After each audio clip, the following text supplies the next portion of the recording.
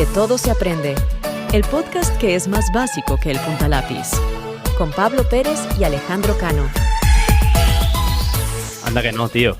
¿Quién no ha jugado al puntalápiz o el harto el lápiz o no sé cómo lo llamabais cada uno de vosotros, pero en esa clase que no venía el profesor y os juntabais unos cuantos amigos en esa reunión familiar y se jugaba al puntalápiz? ¿Tú has jugado mucho, Pablo? Que eso es mitiquísimo. Yo me acuerdo de tener discusiones fuertes con mis colegas porque uno decía que la X no vale, no sé qué, no sé cuánto, y descargarnos ya de última aplicaciones para sacar la letra. No sé si tú eso lo has llegado a ver. Eso ya es alta tecnología y mucha novedad, ¿sabes? Pero a mí lo que me daba coraje, Guillo, la gente era muy tramposa, porque la gente te intentaba colar que el color jazmín era un color, ¿sabes? Porque con la J no había, ¿sabes? Y te lo intentaba colar, tío. Y dale que te pego. Pero no, Guillo, la verdad es que hemos echado buenos ratitos con el puntalápiz, con otros juegos de mesa, a los cuales yo, por ejemplo, es algo que me gusta mucho este tipo de juegos. No sé si a ti, Pablo, te gusta, no te gusta. Sí, tío, a mí me flipa bastante, pero es verdad que tú eres uno de los del grupo que más juega juegos de mesa. De hecho, me has enseñado mucho, que si el Catán, que si el Dixie,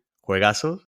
No, hoy hablamos de juegos de mesa porque tenemos aquí una persona, primera entrevista de Todo se aprende, que se dedica un poco a este mundo de los juegos de mesa. Y Pablo, si quieres, preséntalo tú, que lo conoces seguro mucho más. ¿Quién es la persona que tenemos hoy aquí con nosotros? Sí, pues hoy tenemos, tío, la suerte de primera entrevista, primera persona que se ha dejado enredar en esta maraña de incertidumbre que tenemos en cada episodio. Y tenemos a un chaval, un colega, que con un grupo de amigos fundó Royal Ship, una editorial de juegos de mesa, y lanzaron su primer juego al mercado, Debate los Chefs. Así que nada, sin más preámbulos, ¿qué tal, Ángel, tío? ¿Cómo andas? Muy bien, muy buenas tardes. Muchas gracias, Ale y Pablo, por invitarme a vuestra primera entrevista. Nada, las gracias a ti por dejarte enredar, como digo. Primera, yo creo que una básica, porque tenemos los dos la curiosidad de, ¿tú tienes juego de mesa favorito? Y no vale el tuyo, ¿eh? Pues al que estuve jugando un montón era al Bank. En su momento me acuerdo de juntarme en casa con unos amigos y beber bastante litrona mientras jugábamos al Bank. Y de hecho, parte de la idea fue jugando al Bank, cuando se me ocurrió decir, oye, pues voy a mejorar lo que este juegazo, porque la verdad que es un juegazo, y voy a ver qué puedo hacer. Y a partir de ahí empezó un poco el camino, hace ya 5 o 6 años aproximadamente. Buah, llovió ya, ¿eh? Pues mira, por ahí va otra pregunta que teníamos los dos, que era, ¿cómo se te ocurre la idea de montar una editorial de juegos de mesa? Pues por dos motivos. La primera era por eso, porque es algo que siempre me había gustado. Y luego la segunda era porque ya estaba terminando mi etapa en la universidad y un profesor dijo, oye, hay una jornada de emprendimiento un fin de semana. Y me apunté. Se llamaba el tema Idea Factory. Me estuve allí con un par de colegas, me lo pasé de maravilla y justamente allí me dijeron, pues hay un programa de la Universidad de Córdoba que se llama Emprendeuco, que también también es genial y de hecho me apunté, pero necesitaba llevar una idea de proyecto. Y entonces dije, ¿tú qué sabes hacer? Tú no tienes ni idea de hacer nada. Y dije, no, espérate, que algún juego sí que estoy haciendo, oye, mira, y quizás por aquí puede ser interesante. Y presenté mi juego y me cogieron y a partir de ahí a montar el equipo y todo lo que sería Royal Ship. Tío, muy bueno, porque mira, esto no lo sabíamos, no lo sabía yo, que también participaste en Ideas Factory. Nosotros habíamos hablado de Ideas Factory en el podcast, justamente en el tercer episodio, hablamos un poco pues de esos recursos universitarios que la gente le puede ayudar para emprender, y es buenísimo que nuestra primera persona invitada en el podcast pues haya salido su proyecto de este entorno universitario y de estos programas que ofrece las universidades. Sí, no, y además ya no solo eso, sino que Idea Factory fue como por así decirlo un punto de partida, pero luego es verdad que por lo menos la Universidad de Córdoba con Emprendeuco hace un proyecto bastante sólido y me consta que por ejemplo hay los compañeros de Factor Fuerza, por ejemplo, acaban de, no sé si han comprado el local o lo han alquilado, pero siguen con el proyecto con el primer proyecto que llevaron a Emprendeuco. Y entonces yo creo que es bastante interesante, por lo menos el apoyo que hacen desde la universidad. Emprendeuco, ¿desde qué parte del proyecto te coge y en qué parte del proyecto te suelta? Es decir, ¿te coge como una idea y te coge como un proyecto y te suelta ya facturando? ¿O cómo fue ese proceso? No, te suelta un poco antes. También depende un poco porque sobre todo Emprendeuco como proyecto lo que te da son las primeras claves, los primeros pasitos para que tú no pierdas el tiempo o seas capaz de pivotar si la idea que tienes es una auténtica locura. De hecho, por ejemplo, yo cuando entré en Emprendeuco no entré con Royal Ship, yo entré con una idea súper loca de crear juegos de mesa virtuales que parecía eso un capítulo de los primeros capítulos de Yu-Gi-Oh! Sin embargo, claro, allí cuando ya te sientas, coges los números, ver lo que puedes hacer y lo que no puedes hacer, es cuando te ayudan. Y, oye, mira, vamos a pivota por aquí, pivota por allá y ten en cuenta, por ejemplo, precios, costos, etcétera y tal, para que de verdad el proyecto salga. Y luego es verdad que depende un poco del equipo, avanzas más o menos. Había proyectos que seguían siendo una idea y había proyectos que estaban en la campaña, por ejemplo, nosotros, con el crowdfunding. Que vengas tú y ya hayas contado esto, que es lo que hablamos nosotros el otro día justo, que te demuestra que pasar por este tipo de concurso te hace madurar mucho la idea y que una persona te vaya dando forma y te diga los mejores puntos que tú no has pensado y darle forma a tu idea, por así decirlo. Una dudita que yo creo que también será común para la gente que esté escuchando esto es, vale, tú dices, voy a hacer juegos de mesa. ¿Cómo es el diseño de un juego de mesa? ¿Qué piensas? ¿Una idea y vas copiando de juegos que tú has visto? ¿Lo haces todo desde cero? Aquí voy a ser completamente sincero. Muchas veces la innovación, ya no solo en los juegos de mesa, sino en general, la innovación no es escoger algo nuevo que salga de la nada, sino es mejorar algo que siga actualmente, que exista, perdón, actualmente. Y entonces yo cogí los juegos de mesa que más me gustaban, analicé un poco las mecánicas que más me gustaban y vi los fallos que tenían. Por ejemplo, yo partí del Bang, porque es un juego que me gustaba mucho, pero el Bang, no sé si habéis jugado, tiene un problema, que es que si te eliminan, porque bueno, breve premisa para quien no lo conozca. Es un juego de roles en el que hay vaqueros, sheriff y maleantes y bueno, consiste en una especie como en la Among Us, eliminar al otro grupo. ¿Qué es lo que pasa? Que si tú eres un bandido, por ejemplo, y te eliminan muy pronto porque te has picado con tus colegas y estáis 8 jugando, pues resulta que te tiras 1 hora y media sin hacer nada. Entonces a mí se me ocurrió, oye, pues, ¿cómo puedo mejorar yo esto mientras puteo al resto de jugadores, hablando mal y pronto, mientras me sigo metiendo con ellos, pero que nadie se elimine? Oye, pues mira, pues la mecánica es que haya que llegar a una serie de puntos y hasta que no se llega no hay un ganador. En vez de que sea por descarte, que sea el primero que llegue a la meta. Y a partir de ahí, pues vas dando iteraciones, vas jugando y vas probando a ver qué tal va esa idea en el mercado también. Y yo conociéndote que sé que te gusta la cocina, intuyo que por ahí fue el tema del juego, ¿no? En principio fue por ahí, luego hicimos un estudio de mercado y vimos que había muchos juegos de cocina, nos asustamos bastante y dijimos, bueno, si no es de cocina, ¿de qué lo hacemos? Y de hecho miramos si le cambiamos la estética a juegos de, por ejemplo, de Harry Potter, por así decirlo, de magos, etcétera, de vikingos, de minerales y enanos, y vimos muchísimas temáticas. Y al final es verdad que también vimos que todas las temáticas, por lo menos los juegos de mesa, están todas súper explotadas. Entonces dijimos, oye, pues para ser algo súper explotado, al menos algo que nos salga un poco más de dentro. Y dijimos, pues seguimos con el tema de la cocina.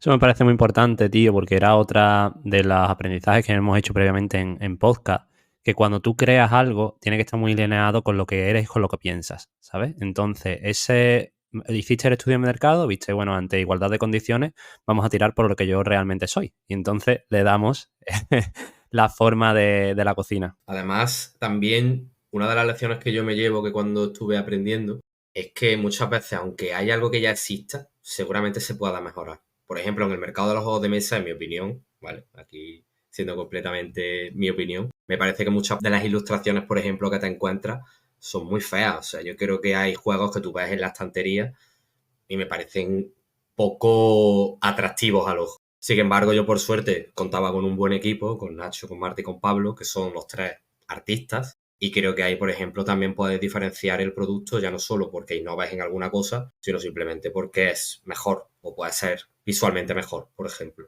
Qué bueno. Ahora que has nombrado a tu equipo, ¿cómo se formó? O sea, ¿qué roles tenía cada uno de ellos? ¿De qué los conocía previamente? ¿Cómo surgió esa idea? Si todos surgieron desde el inicio o ese equipo se creó desde el inicio, si alguien se fue uniendo a posteriori. Cuéntanos un poco quiénes son esas personas que te acompañan. Pues yo lo primero que hice, ¿vale, Ale, Pablo? Fue hacer un prototipo del juego, ¿no? ¿Vale? Para poner un poco de contexto, era muy feo y era jugable. Entonces, cuando me di cuenta que era muy feo, porque había cogido imágenes por internet, me di cuenta que, oye, esto hay que darle un lavado de cara, de tuning, impresionante. Y claro, pues yo las referencias que tenía son la gente cercana a mí. En este caso, Nacho, que por aquel entonces ilustraba muchísimo.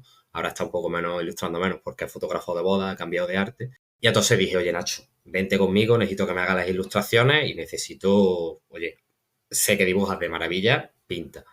Y al mismo tiempo tenía otra amiga, Marta, que estaba acabando un grado superior de diseño gráfico y que también me había visto algunas de las cosas que había pasado por el grupo, de lo que había hecho, y dije, no es lo mismo, o sea, porque más o menos sí que sabía que no es la misma disciplina el arte que el diseño gráfico, y dije, oye, pues me hace falta alguien que me diga dónde tiene que ir los iconos, dónde tiene que ir la disposición de la imagen, etcétera. Y dije, Marta, conmigo. Y luego es verdad que un poco más adelante ya se unió Pablo, porque dije, oye, hace falta también el tema de la que sería la página web y un poco el tema de todo lo que sería el marketing digital. Y Pablo estaba trabajando de eso y dije, oye, Pablo, nos has echado una mano, y a base también de colaborar dije, oye, pues para ser 3 más 1, oye, seamos 4 y lo hacemos a medias entre todos. Muchas veces al final tiras de referencias cercanas.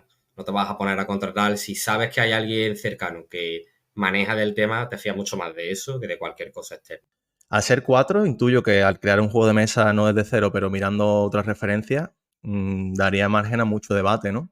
¿Cómo hacíais o erais bastante homogéneos en la toma de decisiones? Como cada uno, entre comillas, llevaba una parte dentro de lo que sería el proyecto, sobre todo lo que sería ilustración, diseño y mecánicas del juego, que se comentase la decisión y se preguntasen, por así decirlo, las dudas, pero que la decisión final fuese de quien llevaba esa parte. Yo os pongo un ejemplo. Yo no tengo ni idea de arte, por ejemplo, y de hecho, tanto Pablo como Marta como Nacho sí que la tenían, y muchas veces era, ¿qué os gusta más? Y coincidían normalmente siempre porque era una opción de verdad un poco más objetiva dentro de lo que sería esa subjetividad del arte, pero porque yo realmente no lo he entendido. Sin embargo, eso, cada uno elegía de su parcela y explicaba al resto el porqué. Y yo creo que nos fue muy bien.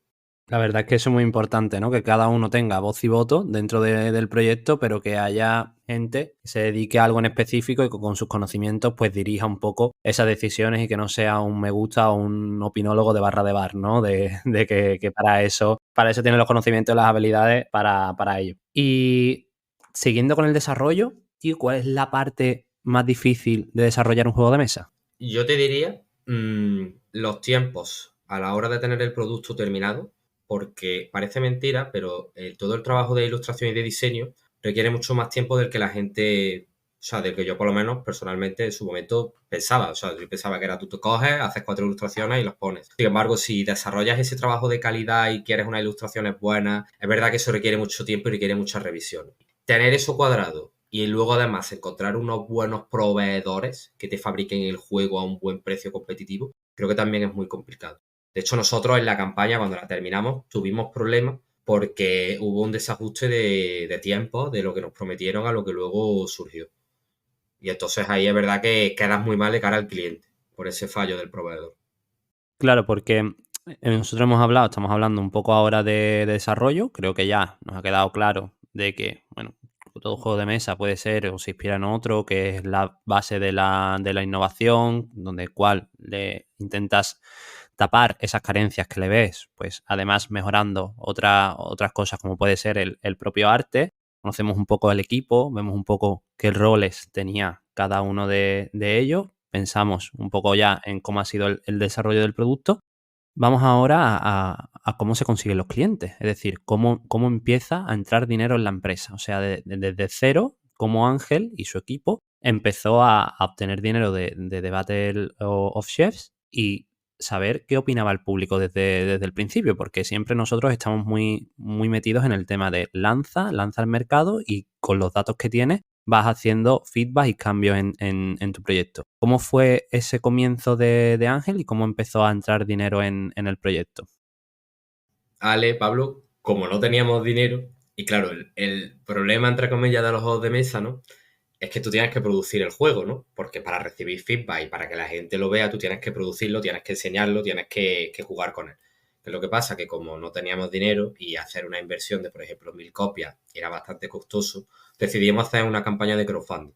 Y ahí lo que hicimos también fue asegurarnos, tanto por redes sociales como por los contactos, vamos, llamando a las distintas tiendas, oye, mirar el juego, mirar lo que es y ver si os gusta. Y ahí también es verdad que haces al mismo tiempo la financiación y el estudio de mercado. Y es verdad que una campaña de crowdfunding tiene mucho riesgo porque has dedicado mucho tiempo en una campaña que puede ir mal, pero luego es verdad que si la superas, tienes el producto financiado y además sabes que es un producto que has testeado contra el mercado. Cuéntanos un poco más sobre el crowdfunding, o sea, en vuestro caso, ¿por qué plataforma lo hacéis? ¿Cómo le dais bomba para que la gente vea que el producto se está creando? cuánto dinero pedíais, porque, o sea, a nivel de crowdfunding tienes que llegar como a un objetivo de facturación y por qué ese dinero. Creo que pedíamos unos 3.000 euros aproximadamente. Y nosotros lo que hicimos fue directamente a través de Instagram.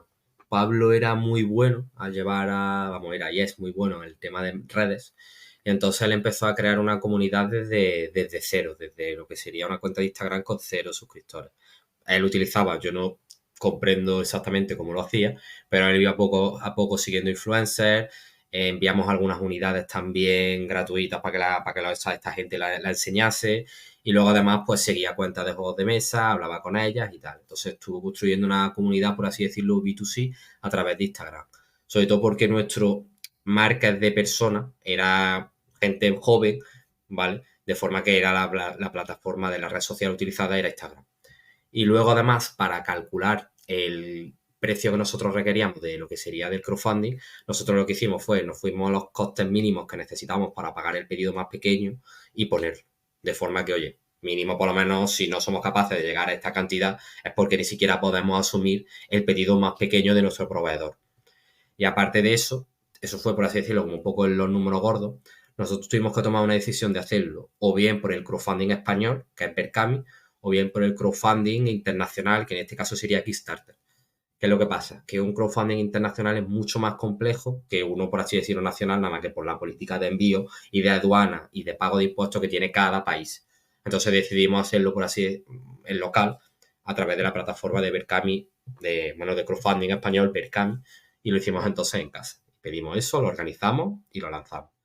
Y es verdad que a la hora de hacer la campaña, lo que hicimos fue lo que he comentado antes. Hicimos el estudio de mercado de las campañas que se estaban haciendo actualmente en España y que se habían hecho. Vimos cuáles habían tenido éxito y vimos si había algún tipo de patrón en común. Pero sobre todo lo que hicimos fue, nos fuimos al Kickstarter internacional. ¿Por qué? Porque ahí es como si estás jugando en segunda división y luego te vas a ver a los equipos de la Champions. Pues obviamente vas a aprender mucho más viendo a los equipos de la Champions. Estamos hablando de que Kickstarter hay campañas que han recaudado millones de dólares vendiendo juegos de mesa de cartas, simples como el nuestro. Dijimos, oye, pues si esta gente es capaz de hacerlo a nivel internacional es porque algo está haciendo bien. Y copiamos muchos puntos de esas campañas. De hecho, si veis la campaña de Berkami de Battle of Chef y la comparáis con alguna campaña más grande, vais a ver muchas similitudes que no sé por qué todavía no se están haciendo en campañas de Berkami actualmente aquí en España. Pero está ahí, la información está ahí en Kickstarter. Sí, al final es como todo, ¿eh? Te pones a descifrar por ahí donde está el verdadero nicho y te encuentras pepitas de oro. Sí. Y ya que has dicho que estuviste siguiendo a páginas de juego de mesa, yendo a tiendas, ¿hay mucha competencia en este sector? O sea, ¿es sana? ¿Tú puedes hacer colaboraciones con editoriales o son gente que va a lo suyo y es competencia directa, por así decirlo? Es complicado eso, porque realmente sí que hay buen rollo, por así decirlo, en el sector, o sea, no hay una competencia muy tóxica, pero es verdad que lo que sería el mundo de la distribución en España es un tema complicado. ¿Por qué? Porque cuando tú tienes un juego de mesa, si tú puedes hacer lo que sería el crowdfunding, etcétera, lo fundas o tienes mucho dinero y sacas unas unidades y tal, etcétera, lo sacas. ¿Qué es lo que pasa? Que el problema que tienen las tiendas es que tú, si quieres promocionar tu juego, tienes que llamarlas individualmente para darlo a conocer. Tienes que ir a eventos, tienes que ir a ferias, etc. ¿Qué es lo que pasa? Que en el momento en que tú haces eso, aunque tu juego sea muy interesante, si tú se lo tienes que enviar a una tienda, si nosotros estamos aquí en Andalucía, se lo tienes que enviar a una tienda del País Vasco, los gastos de envío están ahí. Entonces, lo que suelen hacer las tiendas y las distribuidoras es que ya que vas a pagar los gastos de envío, es que te compro muchos juegos. Y el problema que tienes es que si solamente tienes un juego, es muy complicado que una tienda te quiera hacer un envío para unas muy pocas unidades. Entonces, lo que se suele hacer es que o bien montas una editorial de forma que vayas sacando cada vez más y más juegos, o bien lo que haces es que hablas con alguna de las distribuidoras que hay en España, que hay unas 10 aproximadamente, cada una especializada en un nicho, y, oye, hablas y negocias precios para que ellos te lo vayan distribuyendo, ¿vale? Y luego, también es verdad que hay muchos tipos de contratos, porque tú puedes tener una distribuidora, pero al mismo tiempo ir a ferias, o puedes tener varias distribuidoras, ¿vale? O puedes tener varias distribuidoras que te lo vendan por toda España, incluso por todo el mundo, seguir yendo a ferias e incluso tener tu cadena de distribución directa, ¿vale? Ahí ya depende un poco de las condiciones que tú averigües, buscas, etc. O incluso ponerlo en Amazon, eso también lo puedes hacer. Sí, eso es interesante, tío. ¿Cómo funcionáis vosotros? ¿Por dónde os llegan más clientes? ¿Por vuestro propio página web? ¿Por marketplace como Amazon? ¿Por tiendas oficiales de juegos de mesa? ¿Sabéis más o menos cuál es vuestro mejor canal? El mejor canal que hemos tenido fue Berkami, porque hacíamos un marketing directo a través de Instagram. Entonces todos nuestros seguidores, por así decirlo, nuestros posibles clientes, ya tenían el juego a través de Instagram. Luego tuvimos éxito a través de distribuidoras.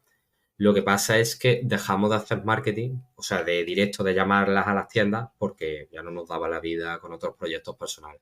Entonces ahí ese canal vimos que o bien estás muy encima de las tiendas y no paras de sacar unidades, o te dejan de comprar. Entonces hemos notado ahora un descenso de ventas. Y luego es verdad que también tuvimos mucho éxito yendo a ferias. O sea, cada vez que íbamos a ferias vendíamos bastante y bastante bien.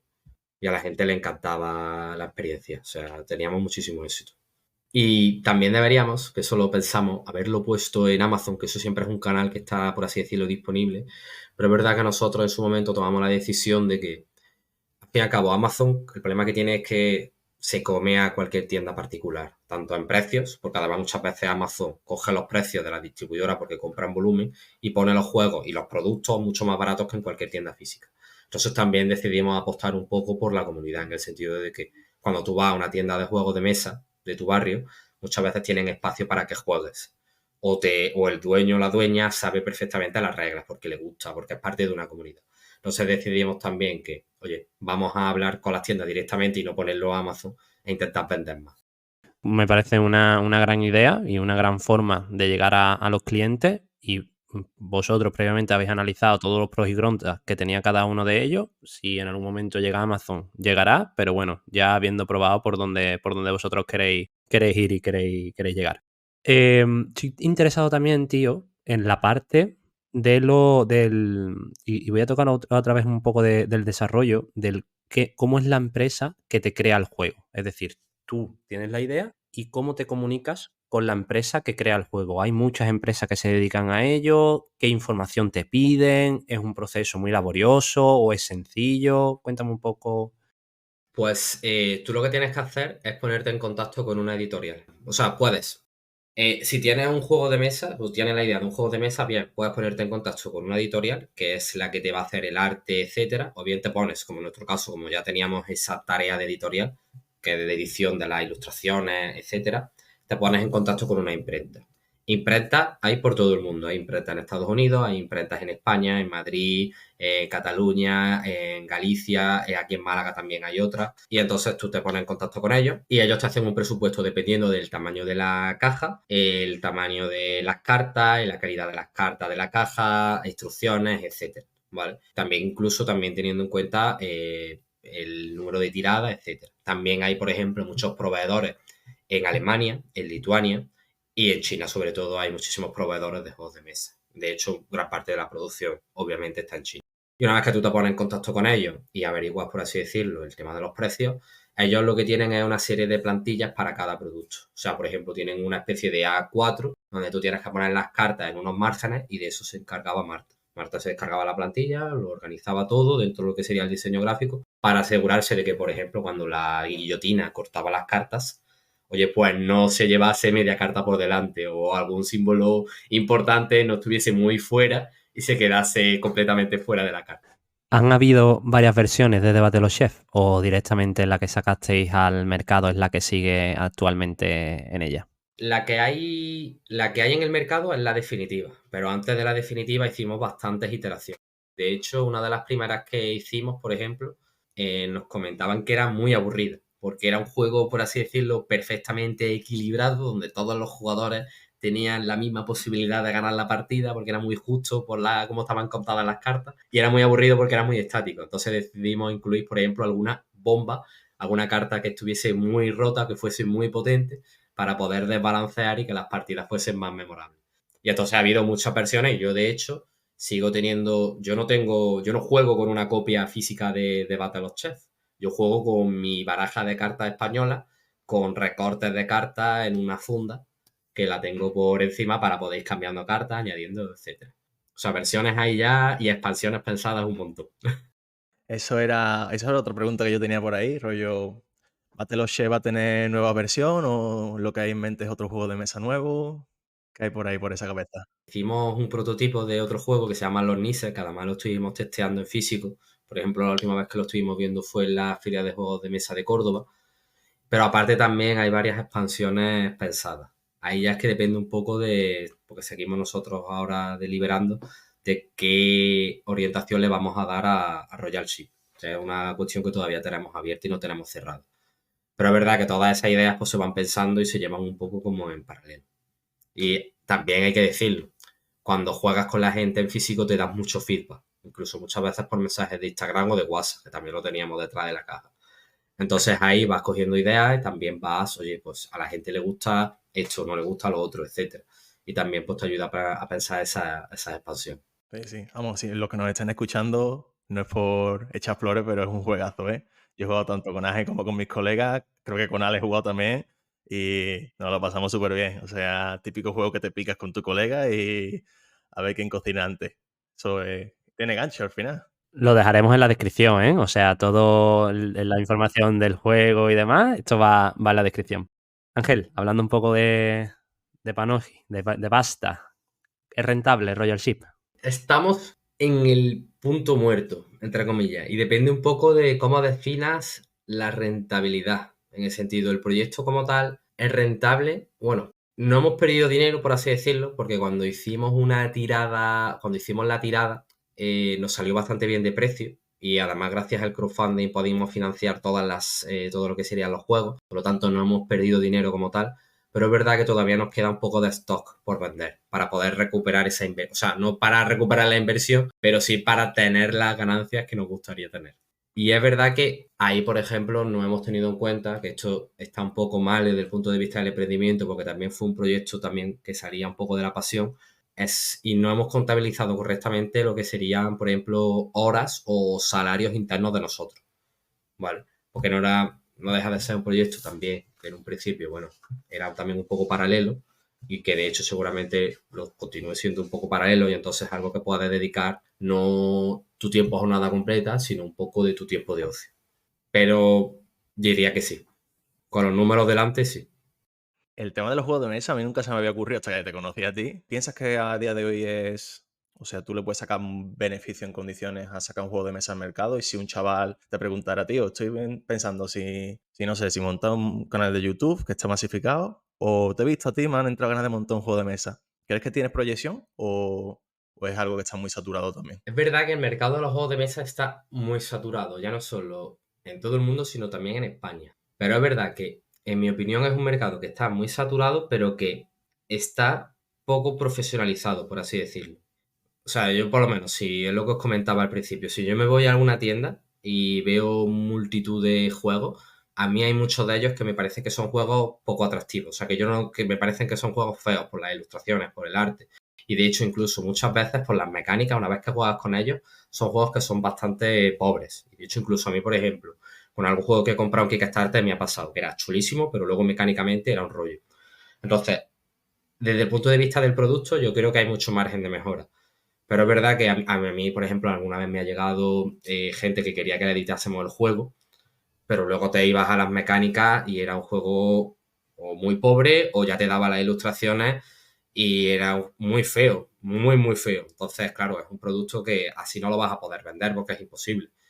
Pero sin embargo, si tú estudias el tema de las campañas y yo creo que por ahí sí que sigue siendo muy rentable. También es verdad que eso fue antes de los COVID, por lo tanto ahora los precios de producción me constan que han subido. Habría que analizar un poco la rentabilidad. Seguramente haya que subir precios bueno, igual que se ha subido precios de libros, haya que subir precios finales de venta al público. Y es verdad que ahora con el nuevo tema de la IA, de cómo se hacen las ilustraciones, incluso de reglas, quizás por ahí no lo sé, ¿vale? Creo que también hay posibilidades de poder sacar juegos de forma rápidamente, incluso que te lo puedas imprimir en tu casa, etcétera. O sea, creo que hay tanto innovación como posibilidad de mejora de lo que ya existe. ¿Royal Ship se ve añadiendo un poco de IA para sus nuevos juegos de mesa? ¿O de momento estamos todavía...? No, en principio no. O sea, por ejemplo, sé que Wizard of the Coast está utilizando ahora IA para ilustrar los nuevos libros de rol, por ejemplo.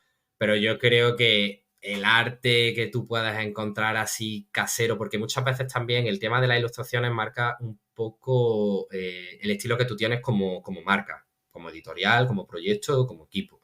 Y entonces, por ejemplo, tener un estilo como nosotros tenemos de acuarela, que sea así más casero, más retro, más del verano de tu infancia, no lo vas a conseguir nunca con la IA. Quizá de aquí a 20 años, sí, pero mientras tanto, ¿qué vas a estar haciendo? ¿Algún juego, por así decirlo, genérico, como tienes 40 en el mercado? Al fin y al cabo, también el espacio que tú tienes en tu casa es finito. Entonces tú vas a querer tener, si tienes espacio para 40 juegos, vas a querer tener los 40 mejores juegos que haya en el mercado, no 40 juegos copia-pega.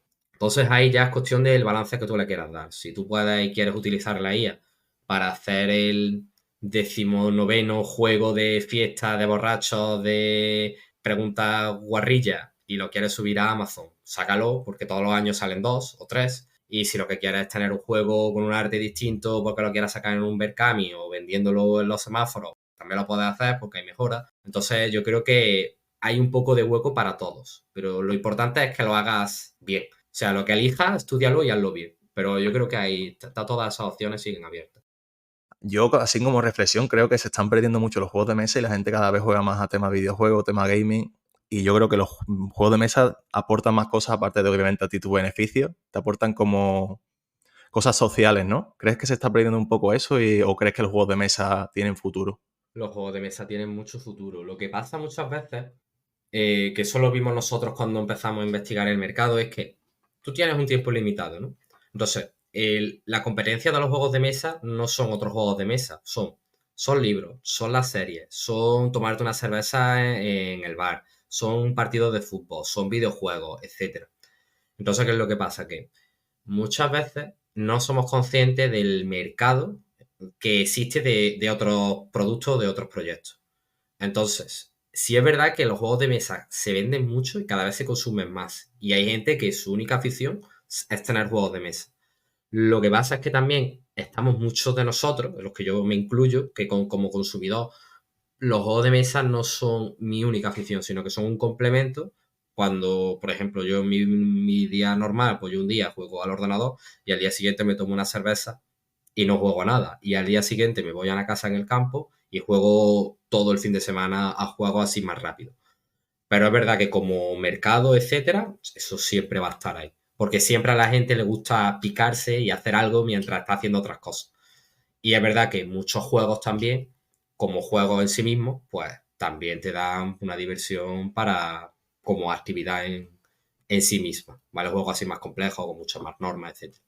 Y yo creo que ya preguntas de juego, creo que está bastante clara. Quizás me queda alguna de tema editorial, porque claro, tú montáis entre todos una editorial, tenéis un juego de mesa, pero ¿cabe la posibilidad de acoger a otras personas que te traigan su juego o únicamente queréis sacar juegos vuestros? La idea que nos llegó que era bastante buena. Lo que pasa es que por capacidad productiva actual era algo que se tuvo que desechar.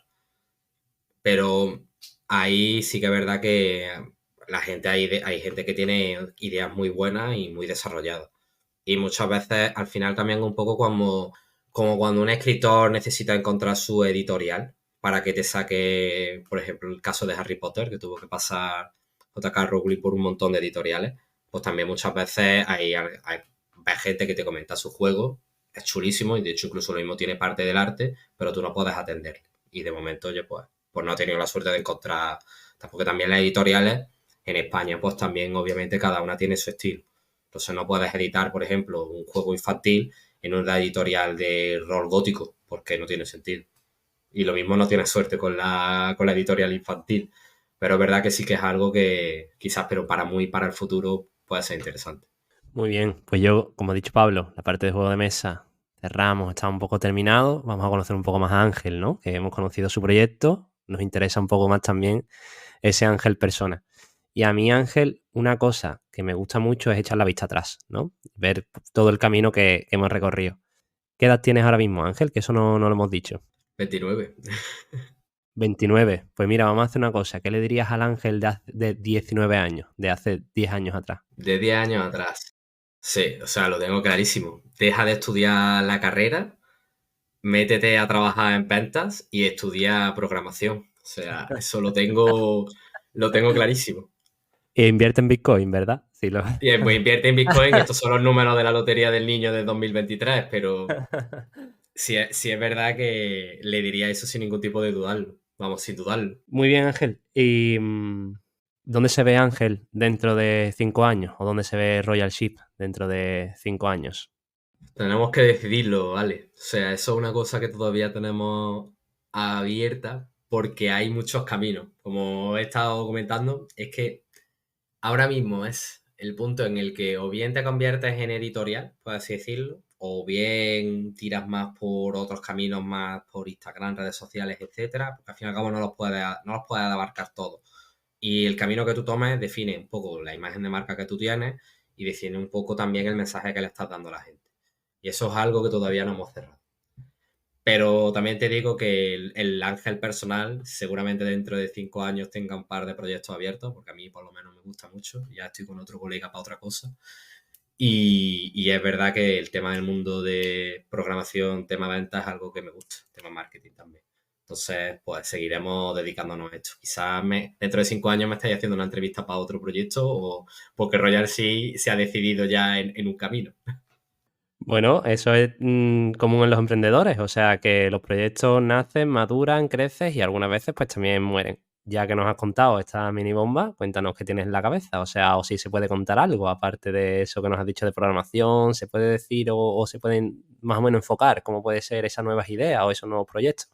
No, de momento no se puede porque todavía la estamos dando forma. O sea, estamos en la fase que nos enseñó Emprendeuco de, oye, pues vamos a hacer cuentas. De hecho, vamos, la semana que viene tengo que empezar a pedir presupuestos y es un poco, vamos a ver los números al principio. De momento no hay nada. Pero es verdad que me he hecho como una especie de guía, he cogido toda esa información para, oye, para poder hacer esos primeros pasos rápidamente. Y a ver si esto es rentable o no, intentar sacarlo lo más rápidamente al mercado, a ver si funciona y sacarlo. Entonces ahora mismo estoy en esa fase. Claro que teniendo el background que tienes del otro, al final ya vas con más carrerilla y tienes la idea un poco más clara. Y se nota. Se nota, claro, que tú ya eres un perro viejo, un poco. Todavía te falta madurar, pero estamos ahí en el proceso. Perros medio viejos. Todos los emprendedores, como decimos, o los que tenemos esa venita, siempre tenemos cosas en la cabeza. Tú ahora mismo tienes otro proyecto. Y creo que también es importante, quizás sea chulo que lo digas, porque tanto tú como yo como Ale, trabajamos aparte. ¿Cómo te planteas hacer ambas cosas a la vez? En tu caso 3, porque también tendrás que darle forma a Royal Ship. ¿Cómo divides tu tiempo para poder trabajar y poder dedicarle tiempo a otro proyecto nuevo? Porque inicialmente todos sabemos que un proyecto nuevo necesita muchísimo tiempo. Hay un meme muy famoso de tus horas de sueño, tus horas de comida, tus horas de ocio y ves cómo saca la última pieza y elige, ¿me da para jugar al World of Warcraft toda la noche o puedo dormir? Y al fin y al cabo es verdad que todos los proyectos requieren mucho tiempo, pero también creo que todos los proyectos te requieren mucho tiempo cuando estás en un punto del proyecto bastante avanzado, en el sentido de que ya has visto si funciona o no funciona, de hecho seguramente ya esté funcionando, te esté dando cierta rentabilidad y ya lo quieres, estás trabajando a tiempo completo porque quieres escalarlo.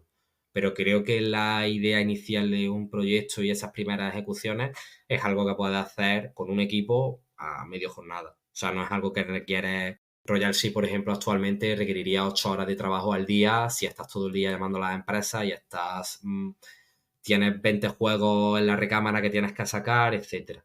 Pero si lo que estás sacando son juegos pequeños, etcétera, con un equipo grande, no te hace falta tampoco una jornada completa. Muy bien, tío, eso me parece muy interesante, ¿no? El hecho de poder, de los side projects, de cómo se saca y cómo encajan en la vida del emprendedor, con tu vida de ocio, con tu vida de trabajo, con todo. Pues Ángel, para cerrar un poco la entrevista, queremos hacerte la última pregunta. Nosotros, esto es de Todos Aprende, siempre lanzamos aprendizaje de nuestros errores.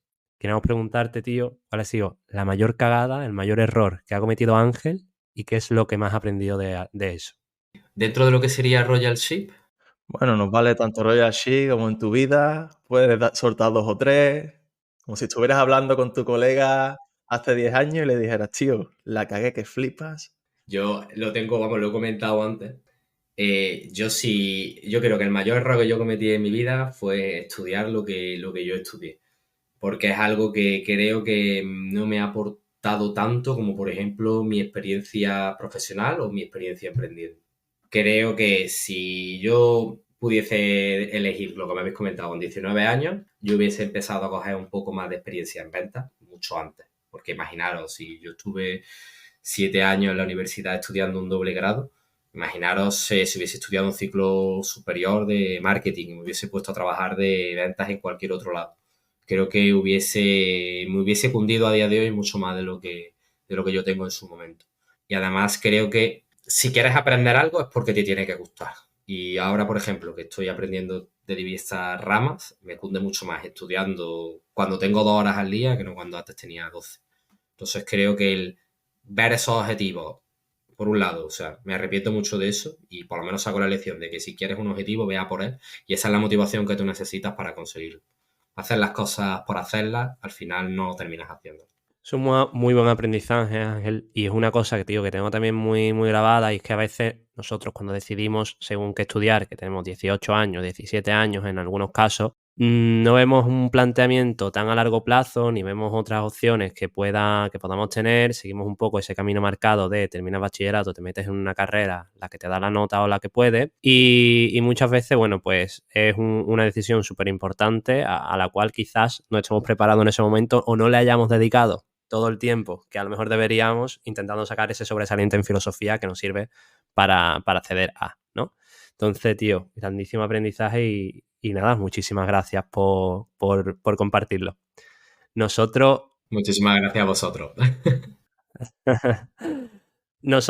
para cerrar podcast, tenemos una última parte que siempre mandamos un saludo a alguien, o sea, a alguien que haya interactuado con nosotros, y así damos un pequeño de feedback a la pequeña comunidad que estamos creando aquí en De Todo Se Aprende. Hoy, ¿a quién le enviamos el saludo, Pablo? Pues hoy yo creo que aprovechando que ha venido Ángel y que su juego de mesa es de cocina, vamos a saludar a Margarita Pérez, que nos comentó que se ponía el podcast mientras cocinaba. Así que nada, un saludito muy fuerte, ya sabes, si te gusta la cocina, aquí tienes un pedazo de juego de mesa. Muchas gracias, Ángel, por venir y nos vemos en el próximo capítulo. Chao, chao. Hasta luego, muchísimas gracias, Ángel. Muchas gracias a vosotros.